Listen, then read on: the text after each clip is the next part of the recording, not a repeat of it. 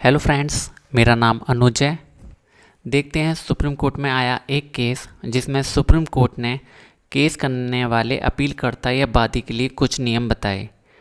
दोस्तों, इस जजमेंट की हिंदी और इंग्लिश पीडीएफ का लिंक वीडियो के डिस्क्रिप्शन में है। दोस्तों, ये मामला वैवाहिक या पति पत्नी के मुकदमों से नहीं जुड़ा हुआ है, लेकिन इस मुकदमे में सुप्रीम कोर्ट द्वारा कही गई लाइनें आपके काम आ सकती हैं। तो चलिए देखते हैं मामला क्या था। तो दोस्तों, मामला ये था कि 1960 में सरकार ने सीलिंग कार्यक्रम चलाया था, जिसमें बड़े काश्तकार या बड़े किसानों जिनके पास बहुत अधिक ज़मीन थी, उनकी ज़मीन गरीब लोगों में बांटी गई थी। तो इस केस में सक्षम अधिकारी ने एक किसान के खिलाफ एक पक्षीय कार्रवाई करने का आदेश दे दिया। इस आदेश के खिलाफ किसान हाईकोर्ट गया।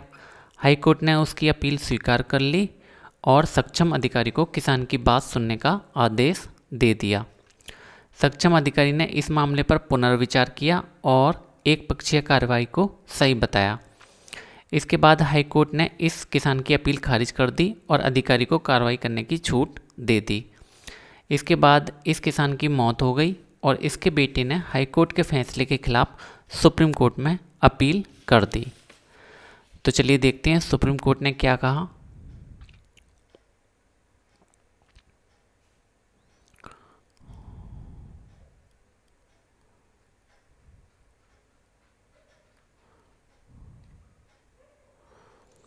तो सुप्रीम कोर्ट ने कहा कि ये केस इस बात का उदाहरण है कि कैसे बेईमान वादी या बेईमान याचिकाकर्ता अधिकारियों और अदालतों को गुमराह कर सकते हैं।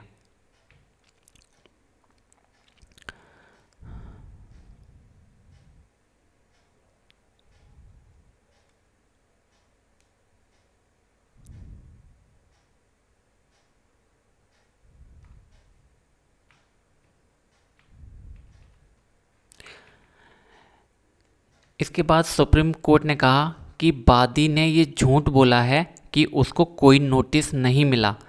सिर्फ इसी आधार पर इस याचिका को खारिज किया जा सकता है।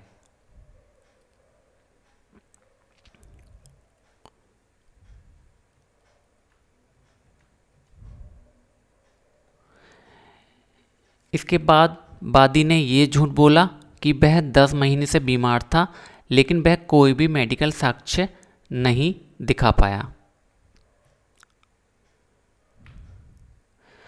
इसके बाद वादी ने ये भी झूठ बोला कि उसको अतिरिक्त भूमि का विवरण नहीं मिला, इसलिए वह उस विवरण को बिना देखे कारण बताओ का जवाब नहीं दे पाया। इसके बाद सुप्रीम कोर्ट ने कहा कि वादी ने जिस दुस्साहस के साथ शपथ पत्र के साथ झूठा बयान दिया है, उससे हम चकित हैं।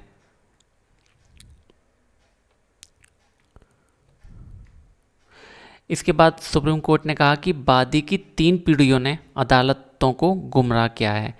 इसके बाद सुप्रीम कोर्ट ने कहा कि हम इनको दंडित करना चाहते हैं, मतलब याचिकाकर्ता या वादी को, लेकिन चूंकि सरकारी कार्य बहुत पहले हो चुका है, इस आधार पर हम इनको माफ़ कर रहे हैं और सुप्रीम कोर्ट ने अपील खारिज कर दी।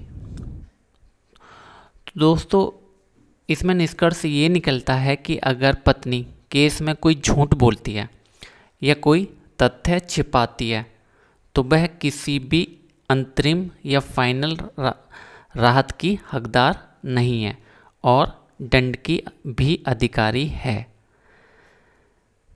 मान लीजिए वो कोई तथ्य छुपाने का क्या मतलब है? कोर्ट को गुमराह करना। वो फैसला लेने में, वो फैसला कैसे लेगा कोर्ट? जब आप उसके सामने सारे तथ्य रखोगे, और जब आप आधे तथ्य रखते हो अपने हिसाब के, जो आप अपने लाभ के तथ्य हैं उनको रख देते हो, तो कोर्ट इससे गुमराह होता है। तो ये भी एक तरह का अपराध है। झूठ बोलना तो है ही अपराध, लेकिन तथ्यों को छुपाना भी, कोर्ट से तथ्यों को छुपाना भी एक अपराध है और इसके लिए किसी भी पक्ष को दंड मिल सकता है। तो दोस्तों, पत्नी का झूठ पकड़िए या ये साबित करिए कि उसने कोर्ट को गुमराह करने के लिए कोई तथ्य छिपाया है, तो आपको कोई भी अंतरिम खर्चा या फाइनल खर्चा नहीं देना पड़ेगा और पत्नी को आप इस आधार पर दंड भी दिलवा सकते हैं। तो दोस्तों इस वीडियो में इतना ही, मिलते हैं नेक्स्ट वीडियो में। Thank you.